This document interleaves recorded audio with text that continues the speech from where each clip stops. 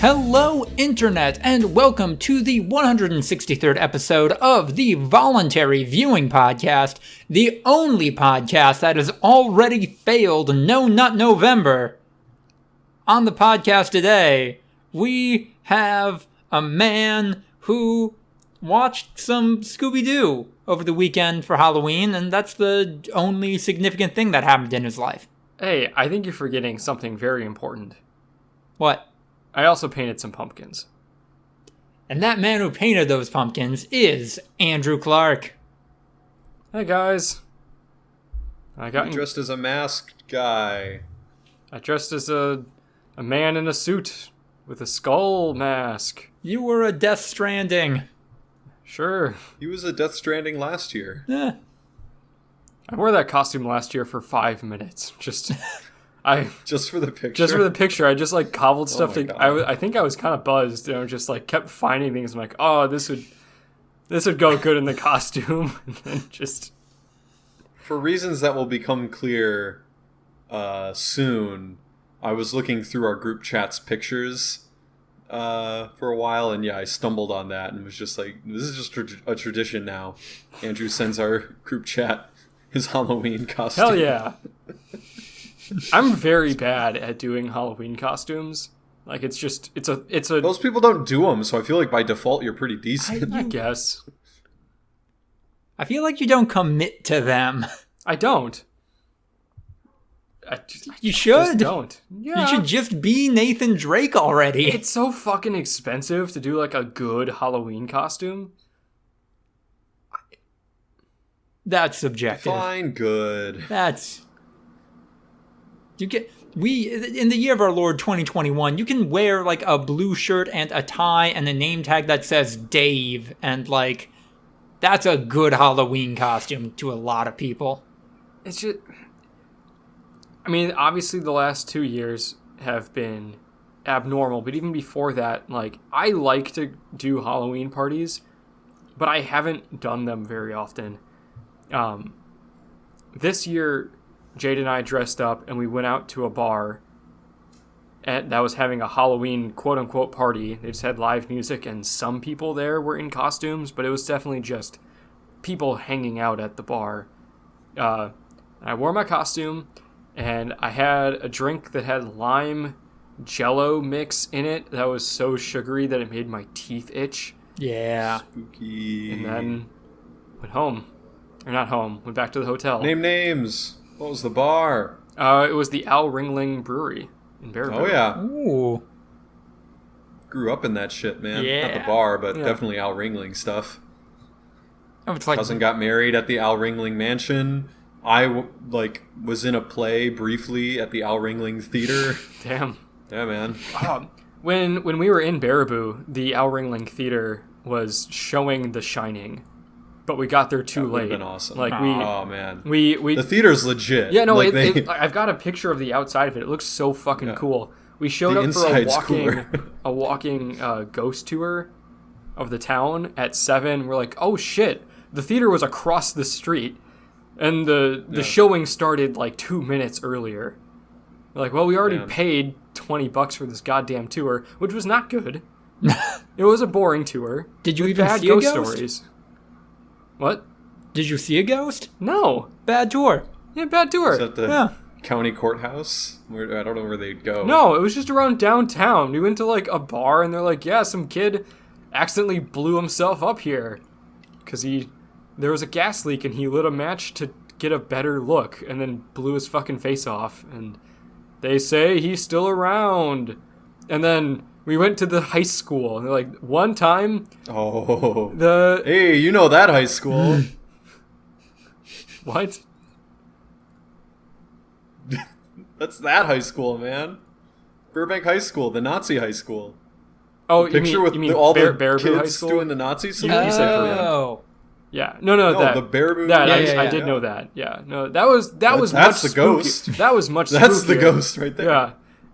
They're like, this lady, a teacher, she was staying late, and her room got really cold. And she called maintenance up. It's like, I don't know why your air conditioning is acting up. It's really cold. And then it got warmer, and it was inexplicable. What? Are you fucking kidding me?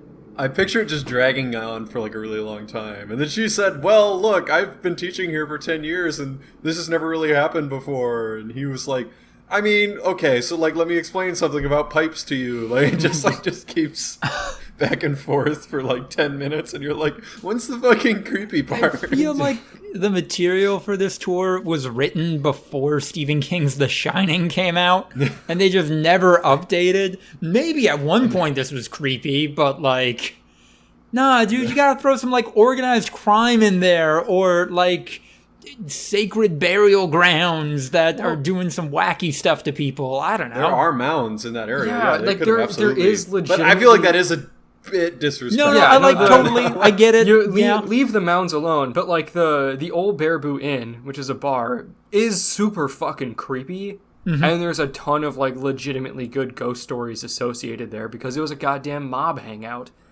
Al Capone was there, a bunch of hookers got killed there. Like there, and then there's like a bunch of creepy ghost stories. Yeah, we didn't even fucking go over there. We skipped that I feel like this was destined to fail. You had one destination in your mind, and when you didn't go there, you were like, all right, this tour is a fucking bust. But like they brought it up. Like she said, oh yeah, also like the old Baraboo Inn, it's like the most haunted place in Wisconsin supposedly. So check that out if you have time. Yeah, so, fuck it. That's like a 5-minute walk. It's a little out of our way. We probably shouldn't. Yeah, no, it's, look, man, I'm from that area. I was born in Baraboo. Yeah, it's a place. Also on the podcast today, we have a man who has found himself in a situation in life where he could potentially have infinite pretzels. Ryan Holtz. Infinite means that you get all the ingredients to make pretzels and then you make them?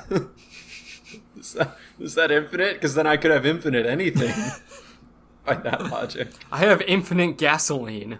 Yeah. Just a literally unending supply of gasoline because I have crude oil supplies. Because I can go to the gas station and always fill up my car. It's never been empty before. Ryan Angel made some bomb-ass pretzels. I don't know if I said that the other night, but I enjoyed those. You didn't, but you had a second one, and that was, I think, Angel's hint that, like, oh yeah, no, they actually do like them. Okay. She was not going to serve them. What? She was very self-conscious about those pretzels. She was like, they're not that good. And I was like, they're totally fine. Yeah, but it's... Like, yeah, they're not the greatest, like, soft pretzel I've ever had in my life. She made soft pretzels? Yeah. Yeah, soft from scratch. So good. Mm-hmm. She bought flour and yeast and shit. Damn. Like, she went all out. She, like, rolled that shit out and bake it? Super self-conscious about them. She was just like, yeah, it's not good. And I'm like, they are very much, like, totally passable soft pretzels. Like, if you did not preface them with them not being good, no one would, like, bat an eye. Like, they are it's absolutely solid pretzels. I guess the texture wasn't quite what I've come to expect from a soft pretzel, but also you guys don't have whatever weird, like, rotating oven those things are cooked in. Like, that was a foregone... in there the whole time, just spitting it. In the 450-degree oven. Yeah. Just, like, slowly burning your flesh away. Yeah, no, I mean, yeah. The dough didn't rise that much. I think that's what she blamed them on, like, the texture and size and stuff, but they were tasty. Tasted doughy and salty, that's all I'm looking for. Yeah. Wash it down with just copious amounts of puppy chow. Fuck yeah. Spooky. And then last but not least, I am Lucas the writer, and I know that Chainsaw Man's anime adaptation is going to be a success because people, hot people even, online are already cosplaying as the characters. Even the hots? Especially the hots. Are in on it? No, and surely not the hots. And not even like the professional hots. Just like hot people. Wild hots? I feel like the professional hots is more impressive. Is that just... Yeah, wait, yeah, what? It's like you that should have been phrased, and not even just regular hot people. I'm talking about people whose job it is to be hot. Yeah. I mean, you don't think that, like, I don't know, cosplayers, people with OnlyFans accounts, they're more motivated to be like, got to get in on this trend early, even if it doesn't take off, got to get a Chainsaw Man cosplay in there. Yeah, cosplayers. Yeah. Okay. Do you think that, like, the only hot people in the world are all doing cosplay? I mean, at this point... Very few of them, actually. The vast majority have never once done cosplay. Then they're leaving money on the table. They're kind of not. They use, like, they do skincare, like, integration. Actually, not anymore. Are you saying that people that are cosplayers and people who have OnlyFans accounts are not professional hot people? No, he's saying they are. Yeah. Oh, okay. That was his only okay. image of a hot person who does it professionally, Okay. is cosplayers and OnlyFans models. And I'm Gotcha. like, boy, you're missing out on the normie hot people. Like, there is a gargantuan market of just like, buy my beauty product because I'm beautiful. So don't you want to be beautiful too? I do get those skincare ads on TikTok, and it's like, come on, TikTok. I already have a routine. What are you doing? Get out of here. I'm Kim Kardashian, and if you buy my beauty products, maybe you'll be hot You enough can to too. date Pete Davidson.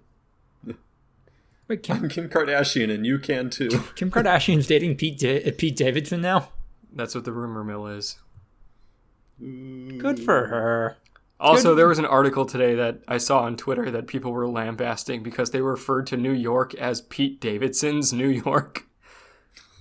There were some rumors that they were dating, and it's like Kim Kardashian spotted entering Pete Davidson's New York City. Honestly, that's probably a great transition for Kim, like going from a guy who's actually unwell to somebody who's like, it's part of my brand only. Like, I'm fine, actually. Pete Davidson Oh, has some Pete demons. Davidson's fine, man. He's very I open think- about his struggles. Exactly, yeah. Pete Davidson is the millennial version of Kanye, where he's like, yeah, very open about the fact that he has these struggles, but he 100% has those struggles. He's in like 8 SNL skits a year. Like, Yeah. people, for how well known he is for SNL, he rarely does anything on SNL. Well, I was too busy being very in strange. Suicide Squad for Yeah, 4 he's minutes. too busy doing everything else that Pete Davidson does. It's a very unique SNL situation. Huh. But yeah, no, she's got a type. Does she? I can't think of two people that look less alike than Pete Davidson No, and I'm Kanye like West. vibe. Yeah, vibe, behave. I guess. They got some issues, man. Oh well. Yeah. They've dated Ariana Grande. I don't think Kanye's dated Ariana Grande. Kanye's dated an Ariana Grande type at some point, I'm sure. Yeah. Yeah. Celebrities, they're weird. They're just And- like us. Maybe a company that hired them will send you an email in their voice as like a bit. We're going to News of the Week. This is so funny. I put the link in there, but did you guys read through this shit? Yep.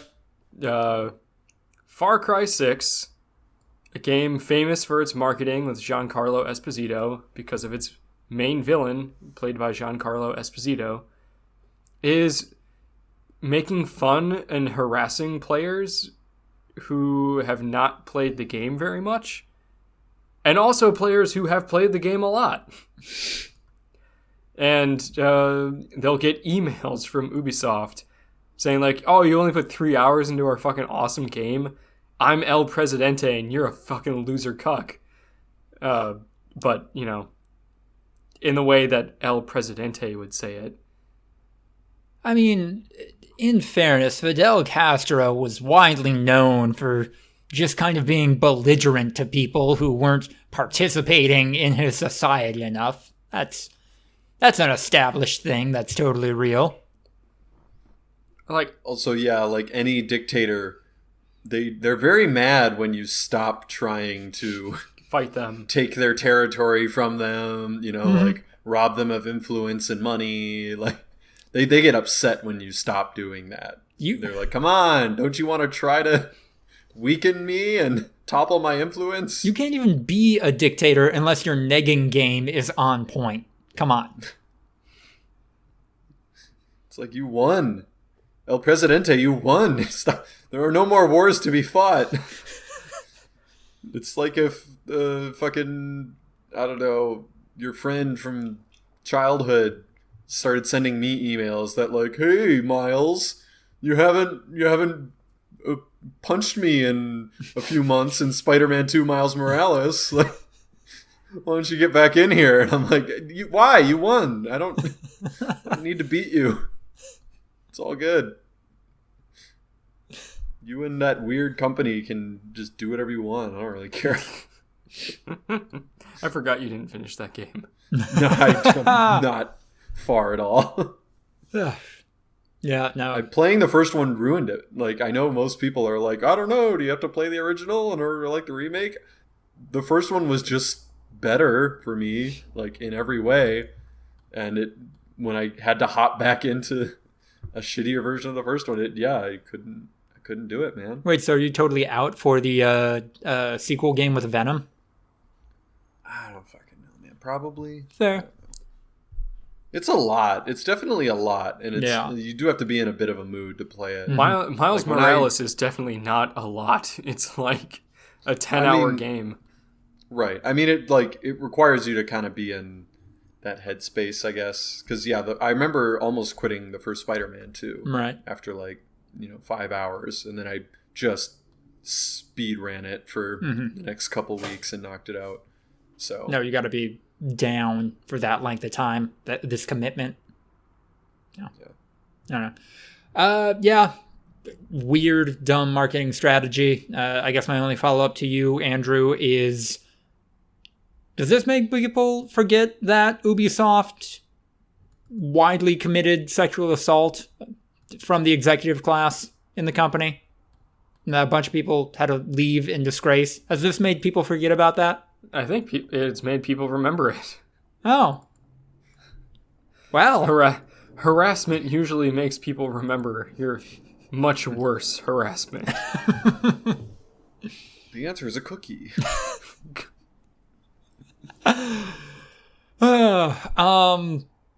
For this next one, I try not to do this, but I couldn't put this in better words than what the title of the article is. So here's the title of a Kotaku article. Former World of Warcraft devs start studio where only female staffer is a dog. That dog's seen some shit. Yeah. If that dog could talk about toxic masculinity, it would be a best-selling author right now.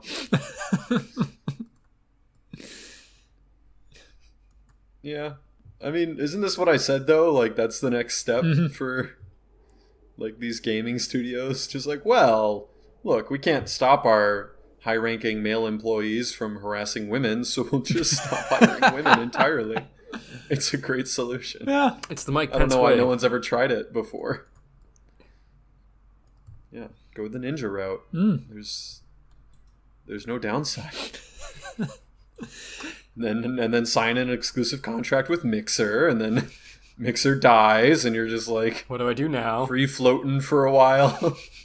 Kind of out of the cultural zeitgeist entirely, I feel like. Then you make a Takis commercial.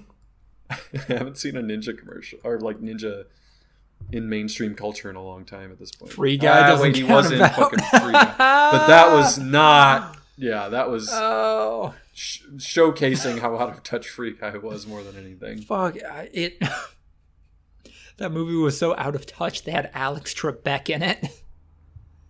Oh, that was sad. Yeah. Damn. But they made it a long time ago, I guess, to be fair to them. They also had a lot of time to edit that bit out. I don't know. Some of them, they probably hovered on the line, right? Like, oh, it's a tribute. It's like, are you going to cut Alex Trebek's last screen performance? Yeah. Yeah, like... It ain't easy being cheesy. All right, there was a middling at best Sony State of Play. the noteworthy things out of it, we got some Bug Snacks DLC, an expansion. The snacks are getting bigger. We hungry boys now. We need some big snacks. And then Little Devil Inside, which is still looking charming and seems like it's going to mine a lot of its content from just taking place in the weird English countryside. But I'm sorry, that was... I overspoke You could have just said the there. English countryside. Yeah. You could have just said England. Yeah. So this is not a new Bug Snacks game. No, this is exclusively... It's an expansion. Single-player DLC. Mm-hmm. I mean, Bug Snacks is single player only. So... They could create a multiplayer world and add it on later. It's true. It's been done. Yeah, It's no, it's been just an done expansion. before. I'd boot up Bug Snacks if they added multiplayer. Co-op Bug Snacks? That sounds fucking lit. That would get me. Any game is That's what I co-op need. if your girlfriend's sitting next to you on the couch. Wait, did someone call the Five Nights at Freddy's creator weird Christian dude? Yeah, They Kotaku did. did. Oh. That feels like a weird... It's both an understatement and like a strange attack. Like, Yeah. I don't think it was meant to be... I think it was just supposed to be glib. I think it was supposed to be like... Yeah, that's what he is, kind of. ah! Are you gonna Do any of his... Are any of his beliefs actually stemming from like mainstream Christianity, or is he just, you could say, like weird fucked up bigot guy? Like, He made a whole... I don't know. He made a whole game, I think, about like why Christianity is great. Is that bad? I don't know. Yeah, Ryan, he's weird. homophobic and transphobic. That means he's deeply rooted in his Christian beliefs. And you can't tell him Nah, otherwise. fuck them. Fuck those people. Yeah. I don't know what it says about me, about the state of Sony and the PlayStation, that the only two games I'm even kind of excited for to come out of this could be played easily on the Nintendo Switch. Yeah. We played on the Nintendo Wii. Yeah. I mean, these were all indie developers or third-party developers. They're not all technically indie, but What does that have to say about the PlayStation 5? Like, it's immensely popular. Mm-hmm. Like, you still can't get it at stores. But, like, we're over a year in now, and they don't have any, like, AAA releases in their state of play. Like, it's a weird... well, they did one like a couple era. months ago with some bigger name games like Forza and Horizon and some other ones probably. I mean, I'm still pumped for Final Fantasy 16 whenever that comes out. Yeah, Elden Ring, can't wait for that. We don't know when. Like, at least those other games have release dates. That's fair. And February, you have every right to be Elden Ring. excited for that video game, but it might come out in like 2024. I hope it's sooner than that. I need it.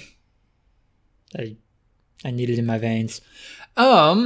Next up we have now Warner Bros. Is making a Smash clone, and the characters are pretty good. Maybe? Is that just me? Got some Steven Universe in there. Got some Batman in there. Got some Finn and Jake Adventure Time in there. Yeah. Yeah. Why not Harry Potter? Why not J.K. Rowling? Why not a T-Rex? Yeah, J.K. Rowling. Does Warner Bros... Why did you both say the same thing? Yeah, like T-Rex and Gandalf J.K. is in Rowling. there, but like Harry Potter isn't. Legolas isn't. I feel like they Right? ranged character. Boom. Yeah. Easy. I know, like you could just. There could be a fucking Lord of the Rings fighting game. Just characters from Lord of the Rings. You're gonna run low pretty quick. You have like a 20-man roster.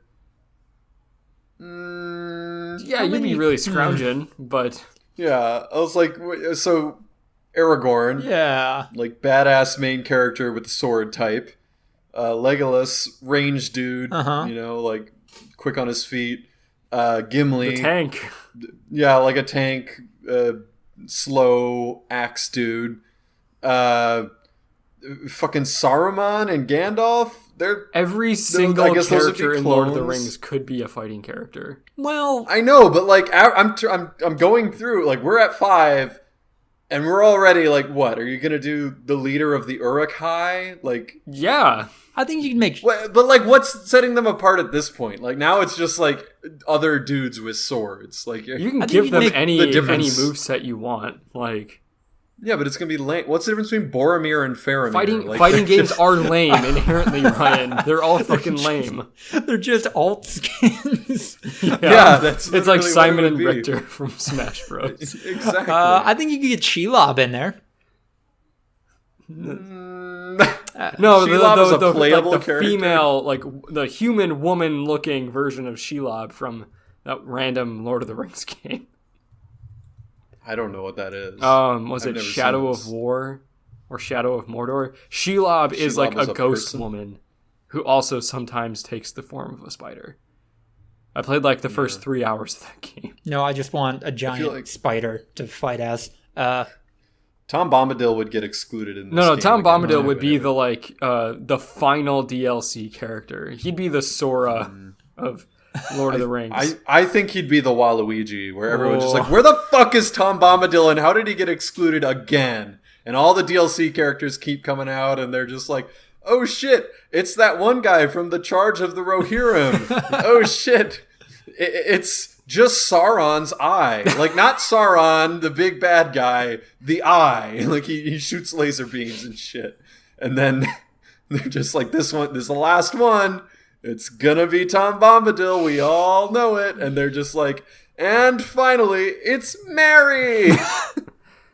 Pippin's already been in And I was it. going to say, Frodo Merry and Sam, Pippin but- have to be like an ice climbers thing. Like it's the two of them. No, I think to make it even more insulting, he's his own character, and yeah, Pippin was already in it. So it's just like we had to have Mary in there. Like, it's just, there's a no doubt it wouldn't be a Lord of the Rings fighting game without Mary. Gollum, definitely in this. Smog, I think they'd have to make a stage hazard or something, but it's too big. Wait, but is that Lord of the Rings or is that Hobbit? Because then we're gonna go ancient. Then we're gonna get like some of the old guard in there, man. If we're going, then you got all the dwarves. You got the fat dwarf. Gandalf the Remember Grey his and name? Gandalf the White are two different characters. They're two different Yes. fighters. Yes. Move sets. Yeah, Radagast the Brown would have to be in there. You'd have to get the Blue Wizards. Like the Blue Wizards, absolutely. Are gonna they in The exist Hobbit? if you're- Yeah, they mention them. Oh, okay. They mention them. They're not. The Blue Wizards never show up. That's like their whole thing, is that they just like fucked off and no one knows where they went. Ents, Ents would be. Yeah, no, actually, I'm here now.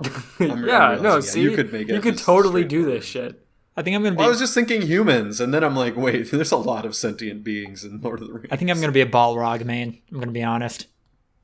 Balrog better not be a playable character. Yeah, wait. If Shelob is fucking pushing Yeah, it. if okay. Smog is like a stage hazard, the Ents can't be playable characters. Well, Nah, the Ents can absolutely be They're playable fucking characters. 20 feet tall.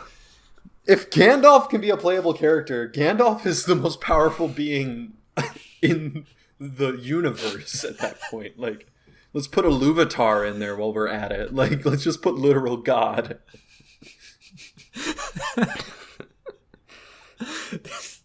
This has been the nerdiest This conversation we've had since the last time Ryan talked about Lord of the Rings. Yeah, man. It always happens.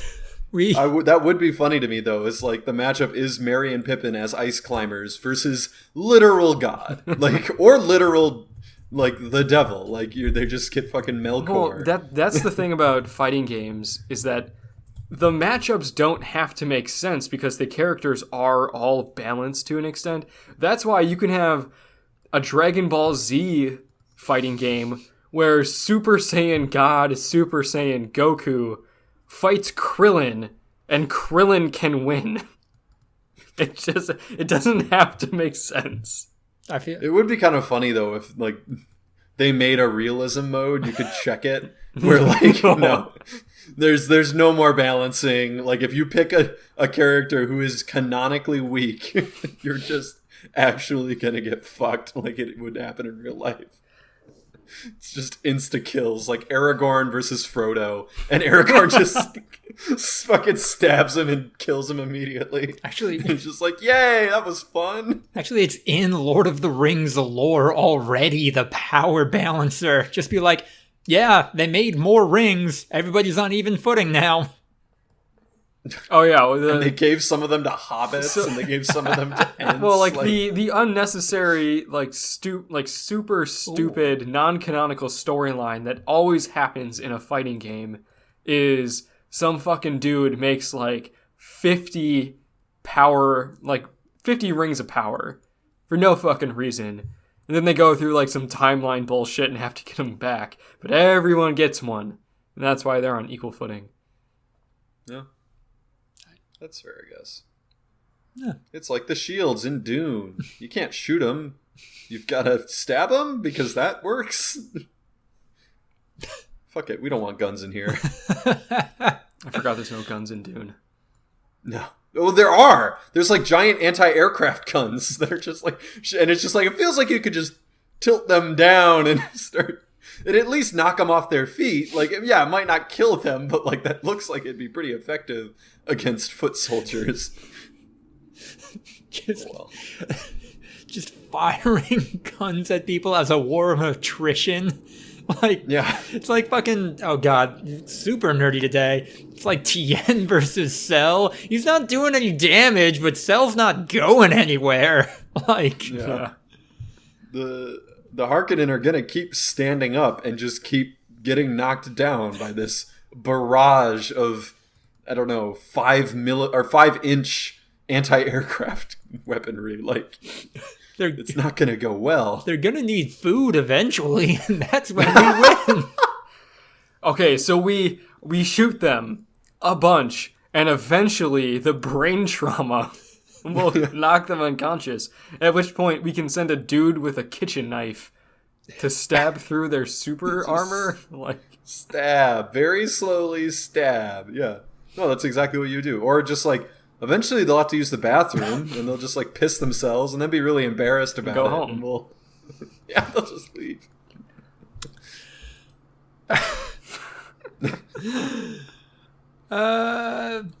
Activision Blizzard CEO Bobby Kotick pledges to take a pay cut and waive forced arbitration in employee contracts. I'll believe it when I see it. Pay cuts are irrelevant when you've already secured the bag. Yeah, right? Like, if you're when you've made $100 million, you're going to be making more money via interest than your pay cut. Yeah. Like, but also, like, if you've got $500 million and you're not going to be making any more money, even for the rest of your life. Yeah. It doesn't fucking matter. It doesn't. Oh my god, it was to his salary. Yeah. It wasn't even bonuses. No. So no, pay cuts are literally irrelevant. Mm-hmm. Yeah. Every CEO in America could take a 100% pay cut to where they're making $0 like if they work for publicly traded companies, and their bonuses are going to still be in the millions. Like, that's how bonuses are structured. So yeah, no, it doesn't even matter. Yeah, absolutely. Yeah, he asked them to cut his pay to the base salary, which is $62,000. Like, that's what he asked for, because, yeah, that's not where his money's being made. No. It's completely irrelevant how much his salary is is cut. guy. Yeah. But then also, CEOs have said they're going to do morally responsible things before, and then just not done them. I think Did you guys that see might happen here. That Elon Musk thing that happened a couple days ago with... No.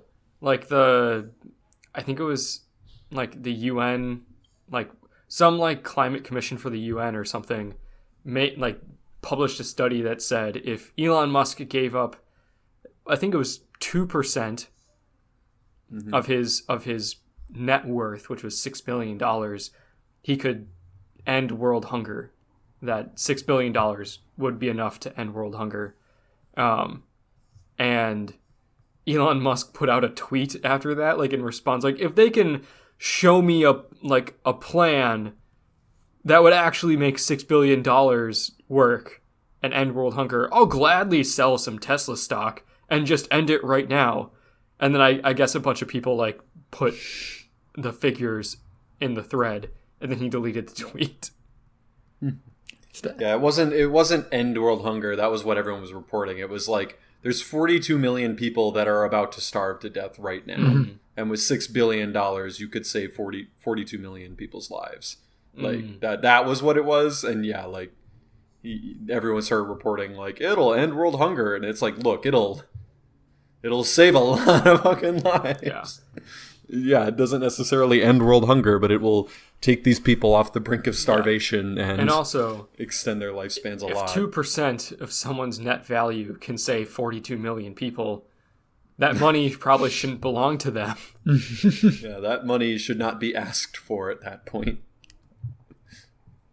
But at that point, you do what you got to do to save 42 million people. Like, if burning my apartment complex to the ground would save 42 million people, I'd say, why hasn't anyone burned my apartment complex down? Jesus, man. All right. Don't publish your address. And then last but not least, the entire Roblox network crashed over the weekend, right around the time a promotion for Chipotle went live.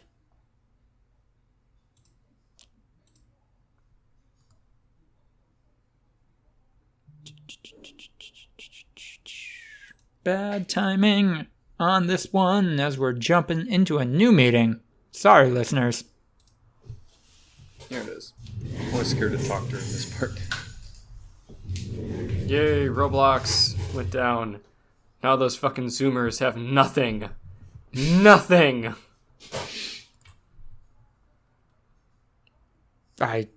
Yeah, Roblox is... Are there any good Roblox games? That's my question. There's just one Roblox. Does Roblox have multiple games? It's just Roblox. Like, no, it's like games within there's Roblox. Servers. There's like servers within Roblox. I'm pretty sure there are different games within the Roblox platform that people make. Roblox is a simple yet confusing platform, because it's not even a game at this point. It's a platform that we, the three of us, will never understand. People use Roblox for like stock market shit. I don't understand it. Yeah, I think... Don't ask me to explain it. Did Roblox invent NFTs? No, but I think it is like a big part of it now. It was during a fucking Chipotle giveaway too. $1 million worth of free burritos? Damn. No wonder it crashed. I think someone probably just hacked into Roblox and got $1 million worth of Chipotle shit. You imagine trying to launder $1 million of Chipotle burritos into real money? Like, just no, they don't want big the of real a cut money. would They you want have $1 to million take? of Chipotle. Oh, they want the burritos. Hold on. That's better be a lifetime supply of burritos. That's all I know. If you're eating more than $1 million worth of burritos, holy fuck, my guy. I'm the most prolific Chipotle eater I know, and holy shit, you're not living long. Okay, Chipotle burrito costs $7.50. Let's say you're going in Chipotle, you're getting... It's like $8.65 with tax. Yeah, but like... I don't know why I know that, but let's just say it's like $8.65. You're going in, you're also getting a soda. Let's round it up to 10 to keep the math simple. That doesn't count, though. No? I'm guessing it's $1 million worth of exclusively burritos. So all the extras you get a bowl, are out of your that pocket. shit is cash, yeah. So 1 million divided by $8.65, the approximate cost of a Chipotle burrito. Yep. That is, rounding up, 115,607 burritos. Okay, now divide, what's the average lifespan of someone who has, like, say, 25, so they live, what, maybe 50 years if they're eating that many burritos? I'd say less. Yeah, I mean, it's probably I'd say safe give them to 40, say like... Okay, so 40 years, divide that by 40. Divided by 40. That's how many burritos a year? 2,890. All right, divide that by 365. How many burritos a day? 8. I think 8 burritos a day. Yeah, totally. Okay, never Easy mind. money. This is gonna compound because now we gotta change that to 30 years. Yeah, I know. Now it's gonna keep going up the amount of burritos, which in turn is gonna keep shrinking At the a amount of certain years point, that you live. you have a 1-day supply of burritos. I think what we're learning today is that burrito math is not very forgiving. Yeah, you just can't. You can't in a single lifetime spend $1 million on exclusively burritos. What if you bring your friends? You will die. If you get 8 burritos a day, are you allowed to? You just become a. Is it transferable? Wait, You're maybe you allowed can go in to and just say, buy "I'll have up to- 8 burritos."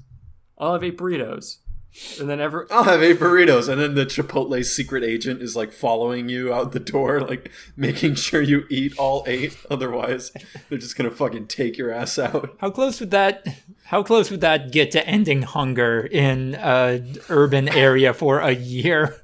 Oh, shit. You imagine they're just going to like the tiny house communities in NoHo and just handing out fucking Chipotle burritos. God. You know, It's power food, Yeah. man. That's like 1,200 calories of just pure fucking food. the people really struggling in those communities, like, you know what? I got to get clean now. I've done enough damage to my body today. Like, this is no. I feel bad. Yeah. Y'all, I might start eating more restaurants though. Because I saw a post that was pretty great talking about like millennial Gen Z budgeting and how like, oh, cut out the avocado toast, blah, blah, blah, blah, blah.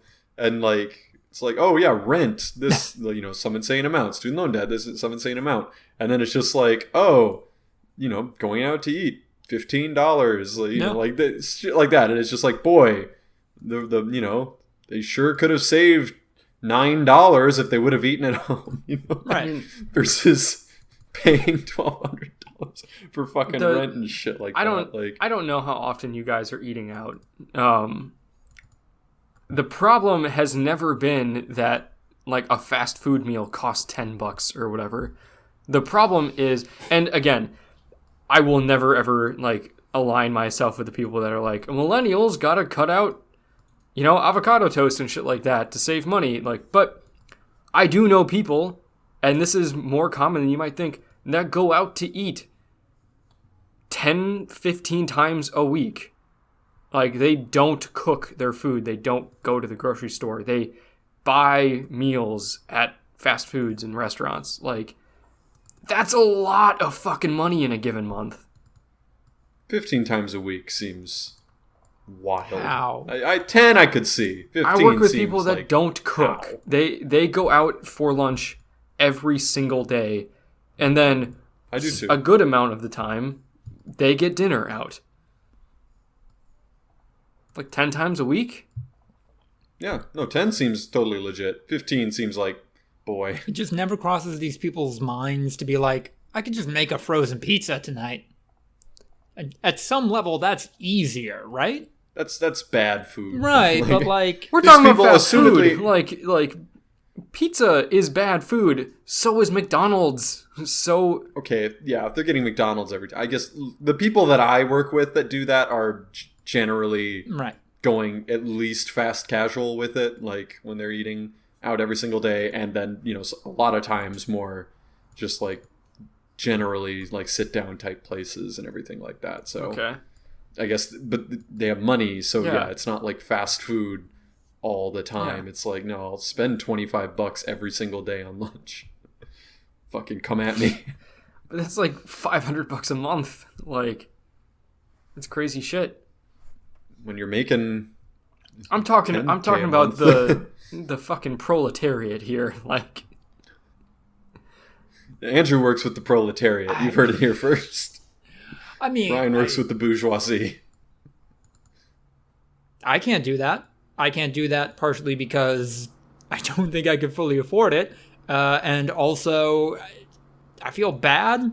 Like, if I go out for food more than 2-3 times a week, like, Yeah, I've definitely been capping it at like 2, right. Because I'm like, oh man, I gotta save more money, and then I'm now, yeah, I think that was where I was getting at. Like, I'd been capping it at like 2, and like if I've already been out twice, I'll go to like lengths to avoid going. Like, even though I don't really have that much food, I'll be like, well, look, I got rice, got some fruit, like, and make like a shitty meal because I'm like, well, I've already been out twice this week, and that's. I don't know. It's starting to get a little irresponsible. I don't think there's anything wrong with that, though. Like, yes, there is. I can afford to like allow myself to eat out for a third time that week instead of eating a shit meal. Yeah. Like that's what I'm getting at. Like, I can go out 3-4 times a week. I'm not going to die. Like, I'm not going to run out of money. I need to allow myself to do that instead of like, fucking riding the struggle bus. Like, I don't need to ride the struggle bus anymore. So that was more what I was getting at. I don't know. I wouldn't. And if I do it with Chipotle, like Chipotle, I can narrow that down to like $5 a meal, man. At that point, like, you're splitting hairs. Like, if you're making yourself a nice meal, it's gonna be around $5 at least per serving. Like, I guess like I don't know, man. I don't think there's anything morally wrong with what your coworkers are doing, Andrew. But in terms of like nutrition and like. Dude, you can learn how to cook. That's... I'd argue if it's, like, they're literally going fast food every single day, it is more of, like, addiction and, like, like their mindset is in the wrong way, in a way that, like, they've been blasted with advertisements from the time they were 4 years old, and, like... Their first formative memories are chewing down on a McDonald's chicken nugget. Yeah. There's like a learned helplessness aspect. I feel like almost more with my coworkers, it is when it gets to like learn to take care of yourself. Like, when like Andrew said, that's like $500 a month. Like, what is that to someone who makes $10,000 a month and like just doesn't need the money anymore? Like, but with people that are if you're going fast food every single time because you're only making $3,000 a month, like, you gotta. Are we ready for the conversation about how like all restaurant food isn't great for people because those cooks don't care how much salt and fat is in a meal? I mean, do we have that yet? That's the same thing as like the milk being better or worse for the environment than cows. Like, there's restaurants out there that don't, like, there are. Here's what I'm going to say, like, with people, with my coworkers, like, where we are, where we're located in the city and everything like that, there is a very concentrated group of restaurants that don't do that do have, like, healthy options that are clearly, like, made with a health-conscious mind for that class of individual who goes out to lunch every single day. And, like, so that they don't have those ill effects. Also, you got to understand... restaurant food, like sit-down restaurant food, even very fancy, expensive restaurant food, is not good for you. It is not healthy. You're talking about the amount of salt in the food. These chefs are fucking scientists. They have narrowed how to make food taste good down to a science. And most of the time it comes down to one or both of two things. A ton of salt and a fuck ton of butter. And you cook food with those two things and it makes it taste good. Right, but that was my statement, is that, like, they avoid that with the class of people that is, like, going out to lunch every single day by, like, specifically tailoring their food to, like, no, this is healthy. Like, tender greens, salads up, Mendocino I'm saying, Farms, and Jones on along Third. that vein, even if you're a fancy rich person sitting down at a fancy restaurant... like, that was Lucas's point. I know. I'm not going after you're Lucas. On Lucas's. I'm making a point to Lucas. That was Lucas's. You're making his point back to him? I thought Lucas's point was backwards. No. Okay. That was Lucas's whole thing, is that, like, any restaurant is bad for you. And then my thing was, no, for these people in particular, they know that they're going out to eat every single day, and they do specifically Gotcha. cater their food to sometimes not taste that good, because it means that it's healthy and these people are eating lunch there every single day, which is what matters. Sorry, Lucas. I thought you were saying that fast food restaurants don't care how much salt they put in food, unlike other restaurants. No, all any. Yeah. All restaurants definitely are like, fucking triple the butter. Yeah. It tastes great. And we're all like, oh my God, it's so good. Whatever we got to do to get the full 5 stars on Yelp. Also, that's me with Mendocino fucking Farms. I don't know, Lucas, you're an LA guy. That fucking restaurant sucks, man. Those sandwiches are so overrated. Like, they're just not good. And it's because, they're catering to the, oh man, I don't have time to make lunch. Like, it's the group of people between the people that like have to make their own lunch because they can't afford to go out every day, and the people with personal chefs who make all their meals for them. Great transition. That group in there, yeah. If you have a personal chef, you live on a different planet than I do. I cannot. Oh, dude, so much of my day revolves around like planning what I'm gonna eat. Yep. I can't even imagine what that luxury would be like. It'd be amazing. I don't like cooking, and I don't even like going out that much. Like, it's fun with friends, like when you're all hanging out and everything like that, but it's not like that enjoyable for me. Yeah, no, they would be a fucking game changer if I just didn't have to, like, that's why I went to the shakes for a while. Yeah. Is because it was like, I don't give a fuck, man. I just want to spend minimal time thinking about this shit. COVID makes it weird, but yeah, even before that, I don't think I can remember the last time I went out and ate at a restaurant by myself. I cannot recall that. I don't know if I've ever done that. Oh, wow. Is at a sit-down restaurant? I mean, like, sure, yeah, I've gotten like a bite to eat alone. But what's a sit down, I guess? Like, is like a fast casual place? Well, define fast casual, down? Like counter service. Yeah. It's not like fast food, but yeah. Oh yeah, no, that's not what I'm talking about. Yeah, I've gone to a place like that alone. Okay. Yeah, I mean, I guess, I don't know if I've ever been to like you go to the front and there's a host and you say table for one, and then you sit down at a table and a waiter comes by and asks you for drinks. Yeah, no, I don't know if I've ever done that. Yeah. That I might have, but if I have, it's only like once. No, I'm saying, like going to a restaurant by yourself and then eating there by yourself. It's been a minute. Yeah. It's definitely been a minute. I did it at Five Guys in New York City. Ooh. At least once. Yeah. No, okay, yeah. I had meal stipends in New York City and I fucking spent them on garbage food. Yeah, buddy! So all my coworkers were going to like steakhouses and crazy shit, and I was just like, I'm going to get 2 fucking massive burritos and there's nothing anyone can do to stop me. I am 22 and there is nothing you can do to keep me from living my best life. Yeah. I'm going to get this greasy ass burger from Five Guys and get a medium fry and a shake. All right, we've also been talking about this for a minute, so unless we have any memes, we're headed into the breakouts.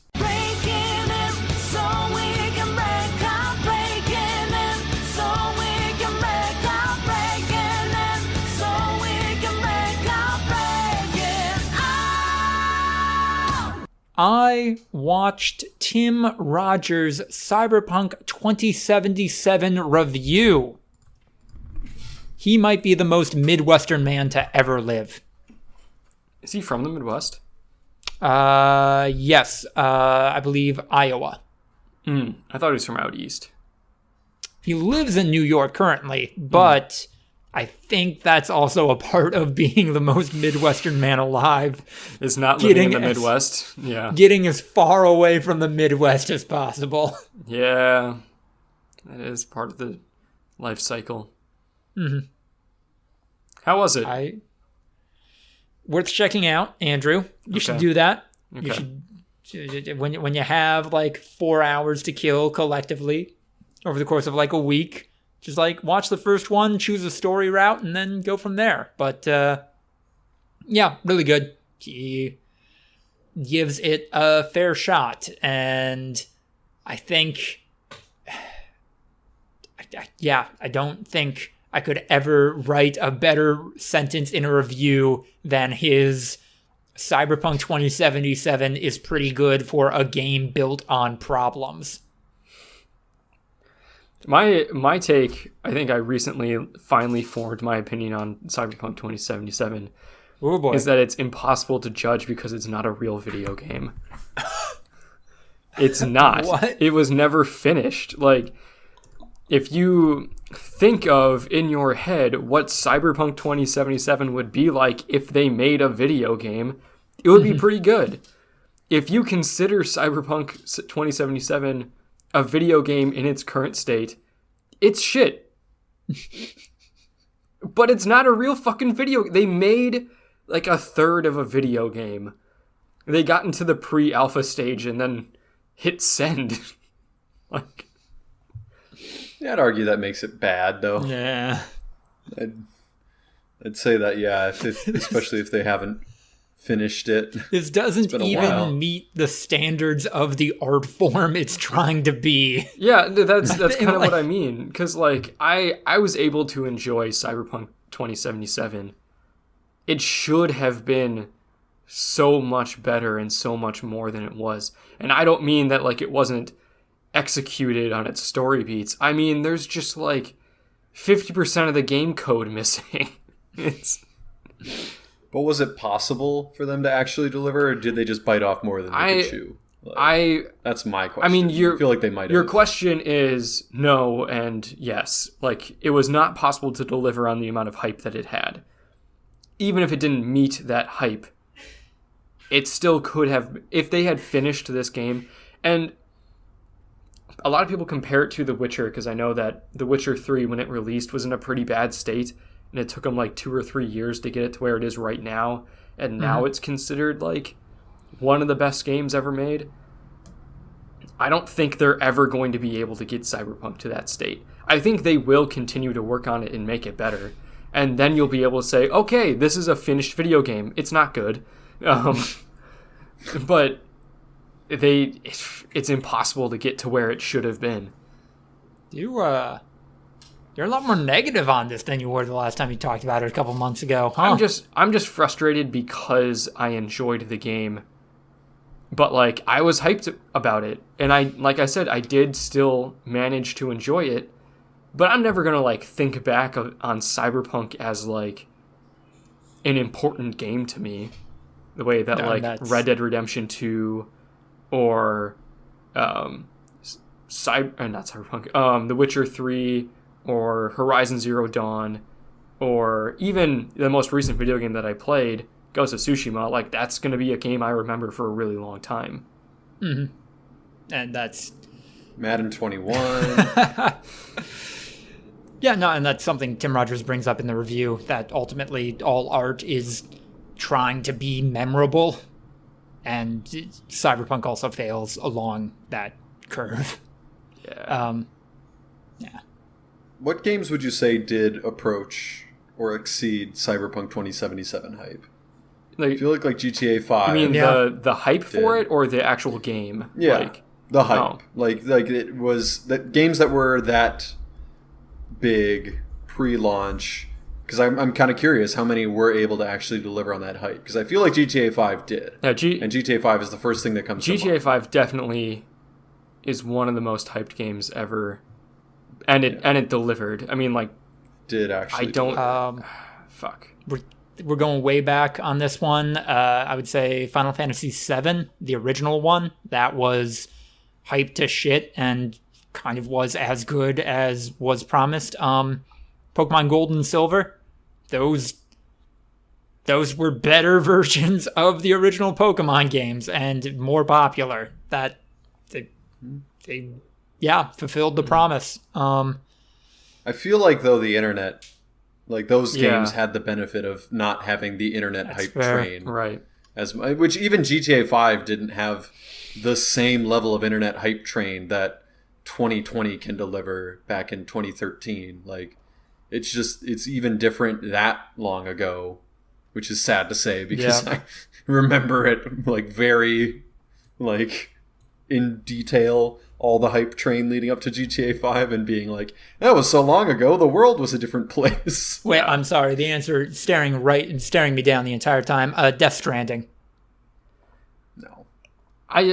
That's not GTA 5, Cyberpunk 2077. No, it's weird. I would say... For you it was, but that's definitely not. I would say the hype for Death Stranding is weird because, like, I think we're talking about most hype as in, like, the most amount of people at a high level of hype.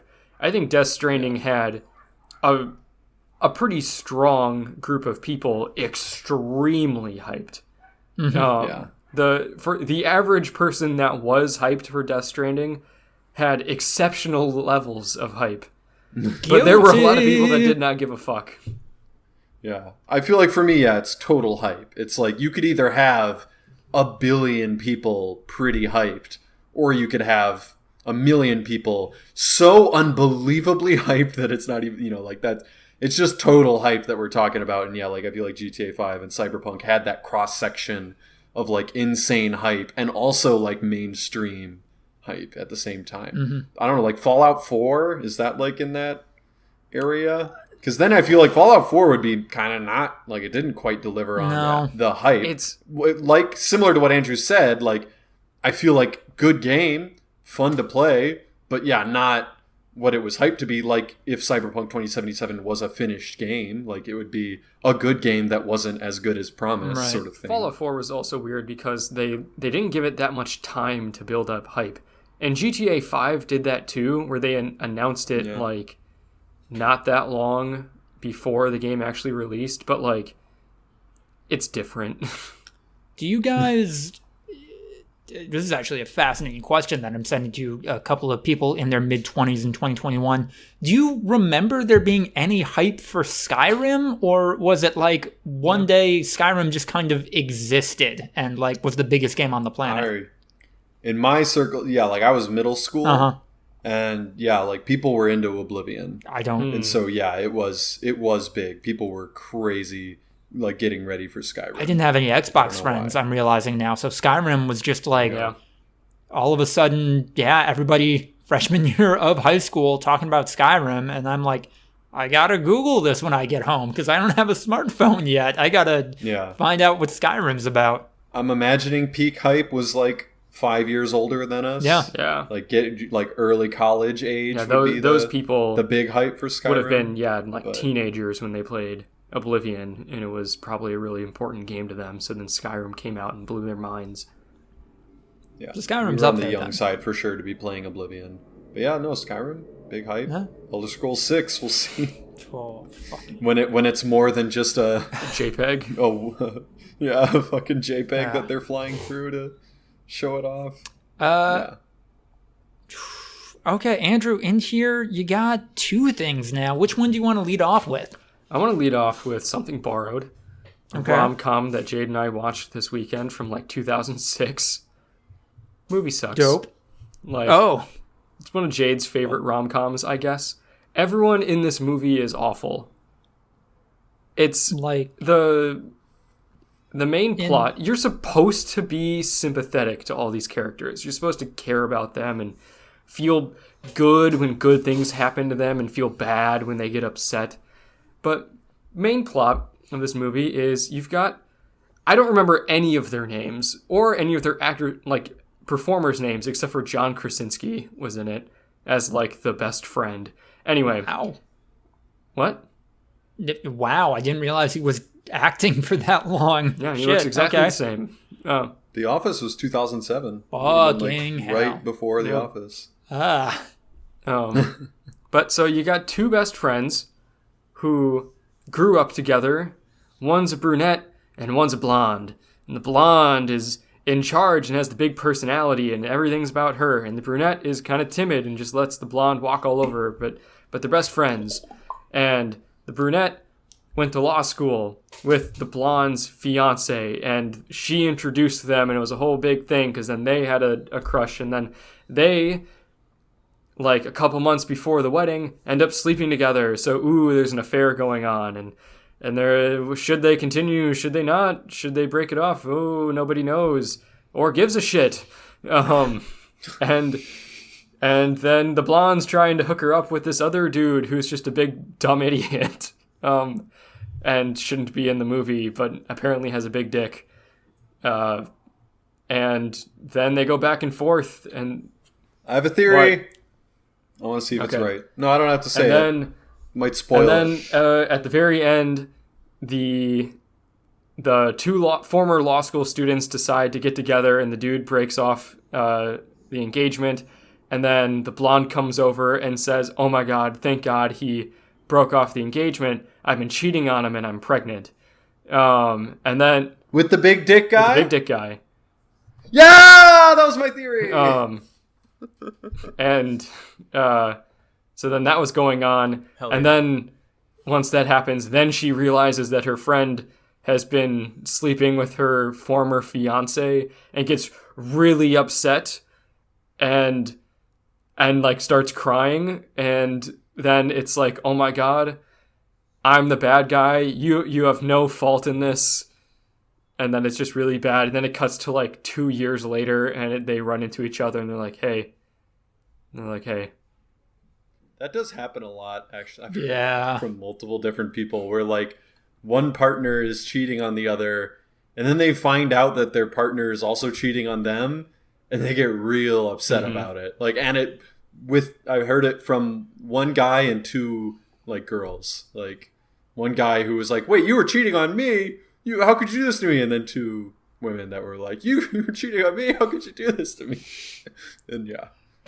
So I think it's just, for some reason, the cognitive dissonance of like, I'm allowed to cheat, you're not. For me, it was like a random fling in a moment of weakness. For you, it was an emotional affair. Like just finding a way to separate it in your head. I'm sure it's a thing. I'm supposed to be the bad one here. We can't both be doing this. Relationships are weird and complicated, and no, Andrew, this doesn't sound like a good movie. On the scale of bad people doing bad things and kind of trashy media, how does this stack up to Gilmore Girls? Wait, what's a 10 and what's a 1? Like, All I am Yeah, asking, set the scale, Lucas. which piece of media is subjectively better in your opinion? This so movie like was made subjectively by art just better in terms of quality. to you. Gilmore Yes. Girls. Okay. Damn. Thank you. Because this is, I imagine people who write about television more than I do have analyzed this. There's a very specific word for this kind of property, like a descriptor that escapes me at the moment. But it's good to know that Gilmore Girls is a better one of those than this movie. Like hate watching? I've studied television. But like, I might be the one who knows. some people, it's not hate watching. Some people, Yeah, it's I don't like, think this people is watch legitimately something their borrowed. shit. I don't think people watch something borrowed as like hate watching. I think it's just Like guilty pleasure? it's a borderline. It's just like a famous rom-com, I guess. I don't think this type of media can be this popular and this widespread, though, if everybody watching it was doing so, like, acknowledging You'd be that surprised. it's not great. You'd be surprised. Fair. I mean, The Bachelor is Yeah. that. Most Yeah. reality The television. Bachelor is so successful, and everyone watching it knows it's bad. It's fair. Like, I would argue maybe for a show that's more like Survivor or something, there's going to be people that are like, no, you don't understand. This is really good. Like, this is really, like, enthralling TV. People who are watching The Bachelor and The Bachelorette are aware of how trashy it is and love it for that aspect. And you can't take that away from them. It's impossible. No matter how hard you try. Speaking of bad media, I finished reading the 2 translated Digital Devil storybooks, which serve as the inspiration for the Shin Megami Tensei and Persona games, mostly for an article that I'm writing right now. Foreshadowing. These are bad. These were problematic even as they were written in the 1980s. That's bad. That's really bad. There is... the main character sends a bunch of women to be sexually assaulted by demons, and only pivots off of that once a demon wants to sexually assault a girl he kinda likes. And there's never a moment where it's a switch of, and now we're supposed to root for this guy. Now he's supposed to be the likable protagonist. There is no acknowledgement that this is this kid is a Randian piece of shit. And I don't get it. No, it's Randian. Oh, like Ayn Rand. There's some Randian politics in it. He summons demons because, like, the non-gifted and talented kids bully him, and the teachers don't do anything about it because they feel bad for the normie kids, I guess. The normie kids. Yeah. It doesn't use that exact language, but that's what they're getting at. Also, these books describe the protagonist not using the terms, but he's basically a Sigma male. He's like, hell yeah. This kid's super smart and hot, but not in a way that, like, you would think he's a jock or care about being popular, but, like, he is, though. Don't ask me to explain it. He just is. He's lonely and a fucking loser and greasy and doesn't bathe. All the women want him anyway. Yeah, that's also a thing that, yes, no women can have an opinion of this kid without thinking, fuck, I'd fuck that kid. And then also there's just some, like,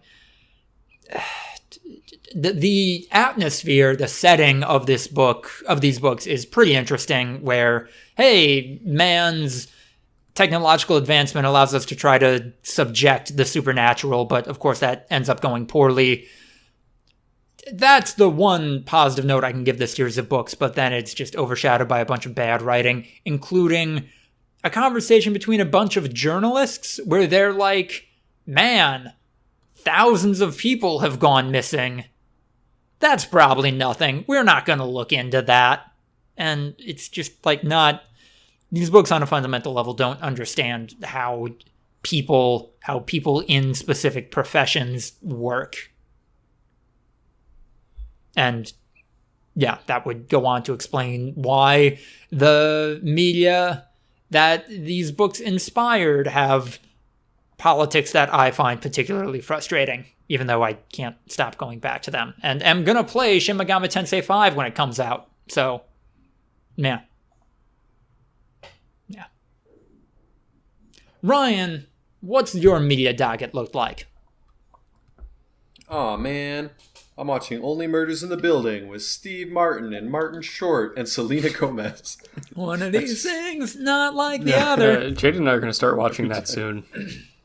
I recommend it. It's totally worth watching. I watched the first episode, and if you don't like it, then yeah, you probably don't. It's not for you, but I think it's generally a delightful series, and it knows what it is, and it has fun doing it, and yeah, I'm into it so far. It's a fun time. Is there an overarching mystery that they're solving, or is it more episodic? Yeah. Okay, cool. No, it's totally serialized. Yeah, it's a 10 episode long, maybe 8 episode long. Yeah, the whole thing is one continuous story. But yeah, I'm enjoying it. I finished Devs. Ooh. The limited series with Nick Offerman that we released last year. That was kind of fun. It didn't quite go there, the place I wanted it to, so it was a little disappointing at the end, but solid overall. I don't complain. And then bringing some culture to our fucking internet destroyed pea-brain screen-based entertainment podcast. Went to see the purest art form that is there, live theater. Went saw Hamilton, and it was cool. Wait, so you went somewhere, like logged into your Disney Plus account, played Hamilton? That's where you're mistaken. What? I went somewhere, and there was no screen.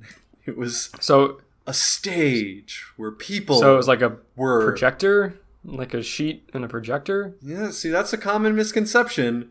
In this theatrical venue, our eyes are the camera, and the actors are actually there. But they're like pre-recorded, right? No, so yeah, people think that, but no, they're living, breathing people who fuck up sometimes, and that adds to the. So it's experience. like Westworld. They're animatronics. Yeah, no, they eat stuff. No, Ryan, you misunderstand. Those holograms aren't actually alive. Lucas, you don't understand.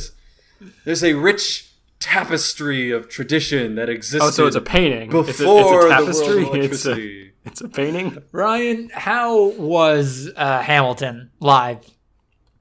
It was good, fam. Yeah. Hamilton's good. Like, yeah, it's got the whole shit with slavery that, like, I also forgot about how much they try to, like, make it like, yeah, he really doesn't like slavery when he totally was down with slavery. But, like, it's legitimately good, and for the most part, like, decently historically accurate enough that it's, like, useful. Like, it's this... I feel like, by and large, the people that don't like it are, like, very progressive people that with an eye towards social justice who are like, no, you're painting like these rich white slave owners as like cool people and everything like that, which, like, look, I don't necessarily have anything to say to you. I think that Hamilton's the real objectionable one. Like, John Lawrence, who's the actual abolitionist, is painted as like being against slavery. No one else really is other than Hamilton. So, like, it kind of and like one of them, the most famous slave owner of the bunch, is Thomas Jefferson, who's like the bad guy. So like,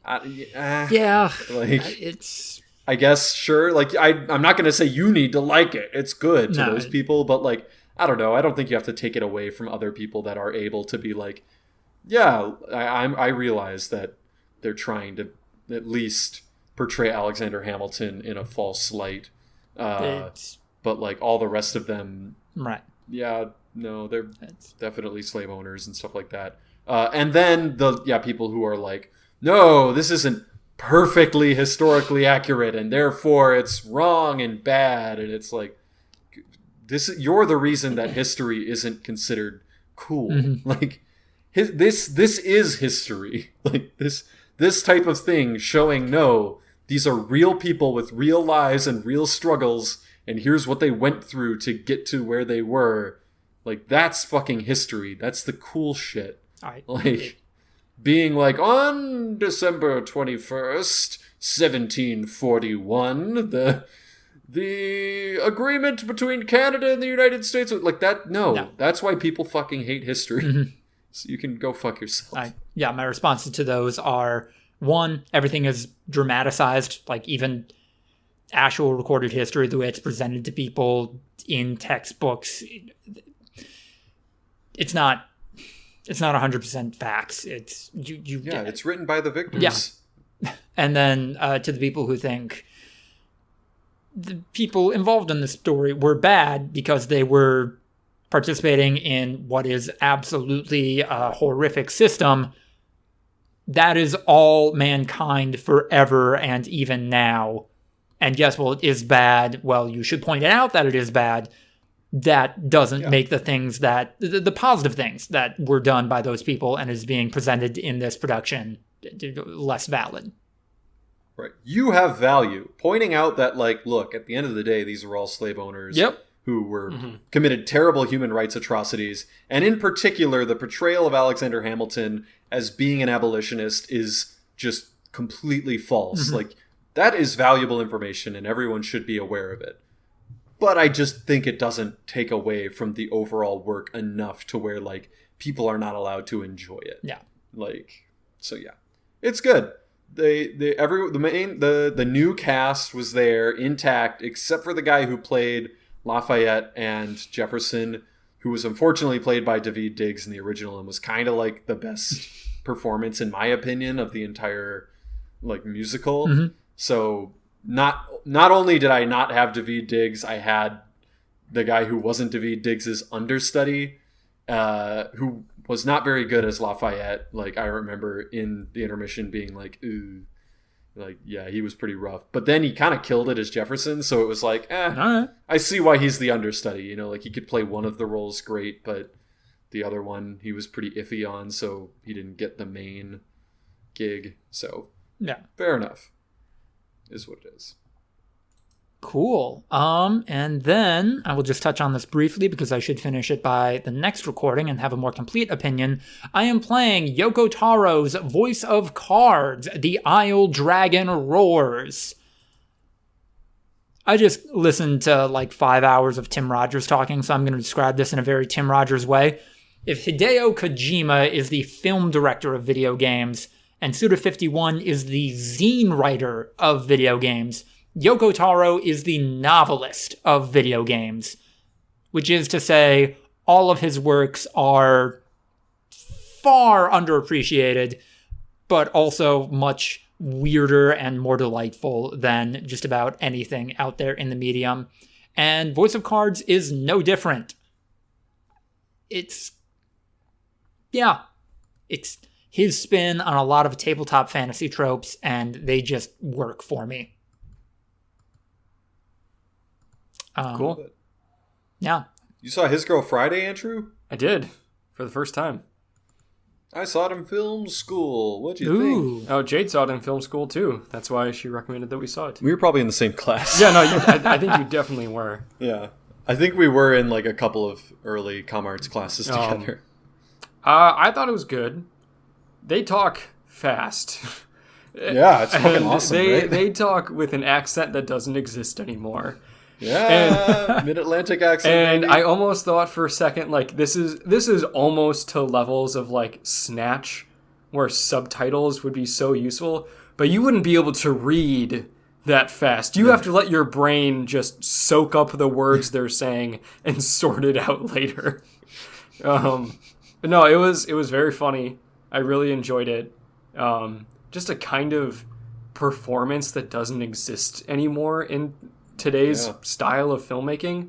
So it was really cool to see. Cary Grant, Rosalind Russell, very good performers. Felt bad for Bruce. Just fucking... That dude plays the cuck in literally like 10 movies. Like, that exact Poor actor fucking dude would be the guy that they would get for that role. Like, every time. So, Lucas, Lowdown, His Girl Friday, 1940. Black and white movie. Rosalind Russell is a kind of former reporter at a newspaper who was married but is now divorced to like the head editor.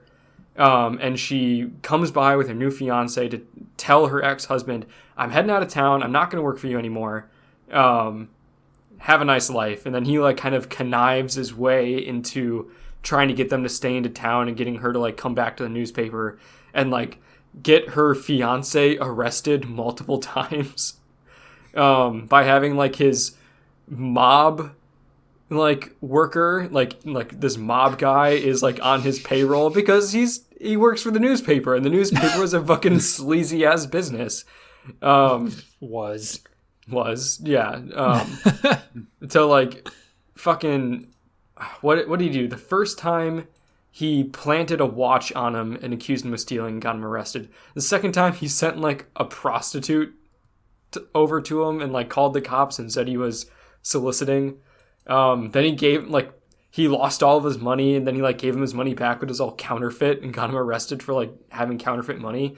Then the mob guy kidnapped his mother and then crashed the car and almost killed her. And the movie ends with this guy in prison calling up his fiancée, Hildy, who has, at this point, decided to go back to work in the newspaper because she loved it so much. Because there was this whole thing with a guy who shot a black cop. And that doesn't mean he's a bad guy. And they're just trying to hang him because they're trying to get the black vote. And that's not right. And they're trying to, like, clear his name and like, write a story about it and shit. And she decides to go back to the newspaper and remarry her ex-husband. And then the movie ends with her and her former ex-husband, now a future husband, going to break her ex-fiancé out of jail so that they can then go get married and go on a honeymoon. And not feel bad about it.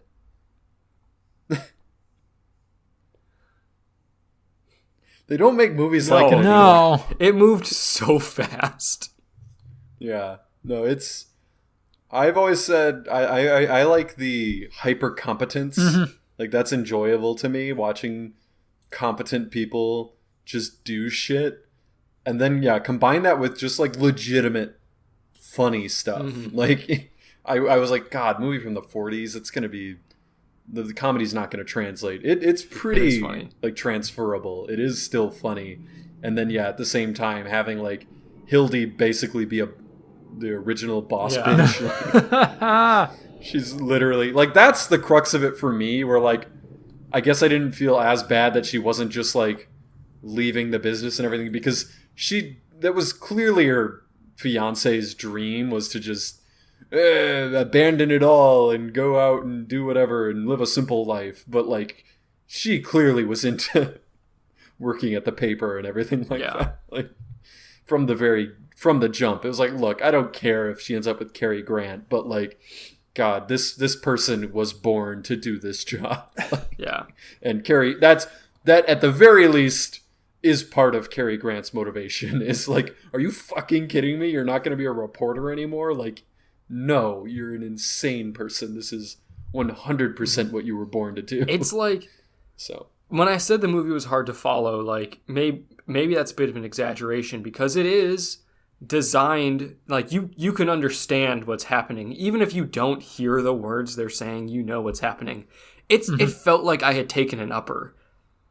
It's like they were caffeinating me with the way that they were just speaking really loud and fast.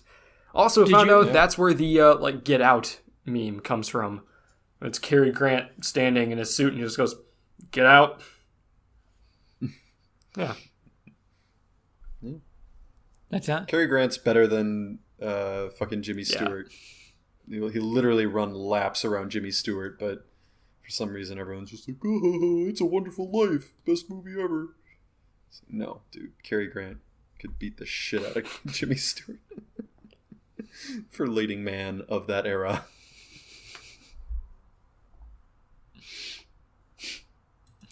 All right. I think that'll take us into the group chat.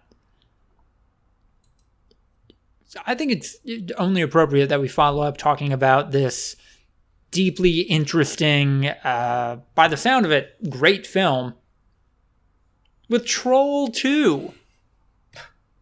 Best movie ever made. Andrew, have you seen Troll 2? No. Do you want to take a guess how many trolls are in Troll 2? 2. Nope. That's 2 more than you should have guessed. Infinitely more trolls. Yeah, Andrew, we talked for like a half hour before we started recording. We got 10 minutes left in this Google Hangout. Yeah. We'll start a new one if we have to. We'll get it in. We'll keep it tight. Yeah, Bad Movie Night lives on. Troll 2, very bad movie. Lovely. Lovely time. Very bad movie. Yeah. Made by Italian filmmakers in English. And the only person who spoke both Italian and English on the set was the costume designer, who had to then also translate every like bit of direction. Mm-hmm.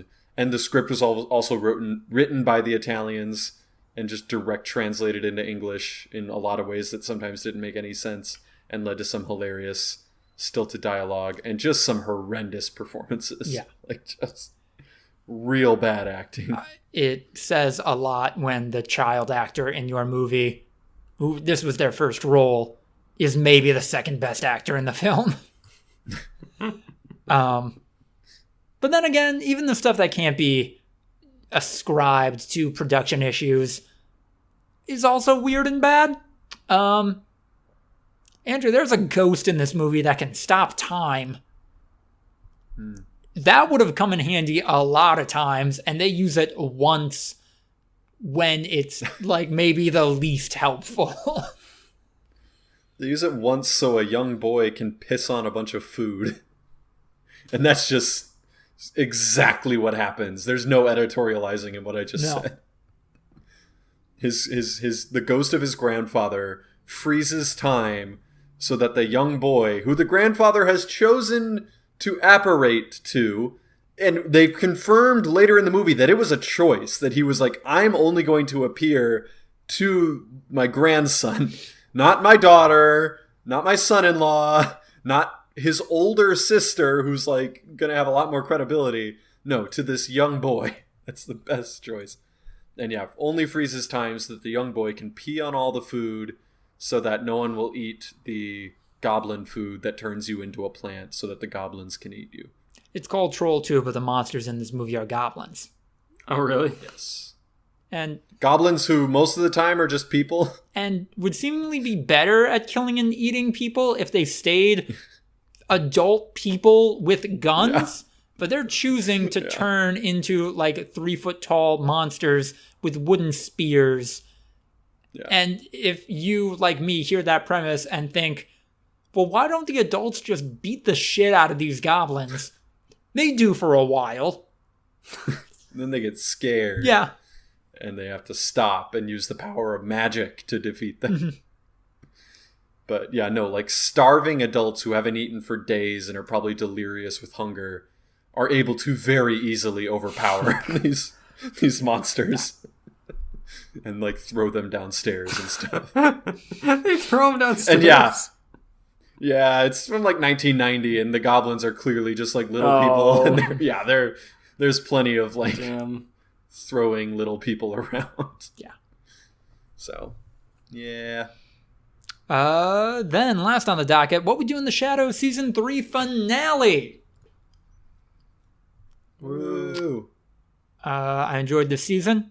I don't think it had a better joke in it than Season 2. Season 2's ghost gaslighting, but... That was probably the single best moment that I can remember of What We Do in the Shadows. Not the best episode, but yeah, that moment of Laszlo. Yeah. Holy shit, there's a fucking ghost. Like, just... But then, yeah, you know what? It played with some of the lesser explored character dynamics, and we now know that it did that because they're breaking up the formula. The band is not together anymore, and I'm interested to see how they all get back to Staten Island in Season 4.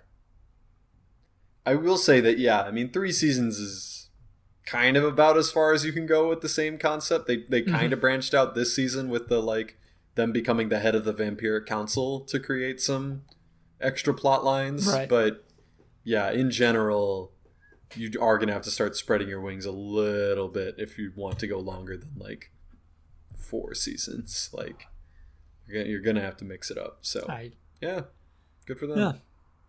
And Colin Robinson is not dead, so our cast is intact at the very least, which makes me happy. Hooray! Because I feel like that's the most important part, is as long as like the whole cast is there with the same dynamics, putting them in different situations is a lot more tolerable. Mm-hmm. So yeah, I'm excited for Season 4 in a year probably. We're running up against time, but I gotta get this in super quick. Packer game happened on Thursday. Andrew, can you tell me what a touchdown looks like? Because I thought I knew what a touchdown looks like, but that game has me questioning some stuff. Are you referring to the Aaron Jones touchdown that was called back? Apparently it was never a touchdown. Well, okay. I don't know what your take on it was. Football is weird because if a call is made on the field and you look at video evidence, there has to be clear, irrefutable proof that the wrong call was made in order to overturn it. Mm-hmm. I don't think Aaron Jones crossed the plane with the ball. I don't think it was a touchdown. There was nothing in that footage that would indicate that anything should be changed. You couldn't see anything in that footage that would make you go, oh, look, yeah, you can see he didn't cross. And they called it a touchdown. There was nothing that would say clearly, okay, it wasn't. It should have been a touchdown. But I don't think it should have ever been called a touchdown. It wasn't like blatantly not a touchdown. It was obviously close. I look at it and I think if they had made no call and they're like, okay, we got to look at the footage to make a call. They can't make I know, I'm saying that like if that had happened, I would have said, okay, I don't think that's a touchdown. But that's not how the rules in football work. I don't know that they could have called it not a touchdown, because like we saw the one angle that I think is where we are all like, okay, he probably didn't score, but we have no idea where the ball is when his butt hits the ground. Like, that's not where the referee's going to call it. The referees calling for touchdown are on either side, and we saw the side angles. There are way too many bodies there, and by the time they got to Aaron Jones, he was like a good 3 or 4 feet into the end zone. I think any referee is going to call that a touchdown on the field because they can't see like that his butt hit the ground. And then even if they could, they wouldn't be able to see where the ball was at that time. So yeah, for me, insane that they overturned it. But like, yeah, probably not a touchdown. I think no way that they could have called it not a touchdown on the field either, though. And it didn't matter at the end. I think at least you and I are in that agreement of like, it should have been called a touchdown, even though it maybe really wasn't. Not really how the rules of football officiating are supposed to go, the way that they overturned it. They wanted to keep that one close and have the late game come back. I'm definitely on that Kool-Aid train at this point, that like the referees will absolutely put their finger on the scale if it means getting an entertaining game to the finish. Yeah. Like, I think that's official NFL policy at this point. So official NFL policy. Don't drop kayfabe. Keep it going. Yeah. So, and it cost me dearly in my fantasy game. That should have been 6 more points, which would have put me over the edge and won my game. So, there you go. And that combo is going to put episode 163 of the Voluntary Viewing podcast over the edge, which will almost certainly be titled Burrito Math. If you enjoyed what you heard, like, comment, subscribe, etc. Check us out on Instagram, YouTube, and TikTok for highlight clips. ActBlue link in the description to help some great progressive causes. Support us on Patreon and join the likes of the terrific Tiffany Cole, Sucky Badger, and sensual Richard Nixon. voluntaryviewing@gmail.com is our email address for questions and business opportunities. Follow us on Twitter at V2_podcast for updates, and follow me at Lucas Strider on Twitter to keep up with my aforementioned writing. It's Monday. We made it. We got it in before the meeting ended. If we can do it, so can you. Goodbye and good luck.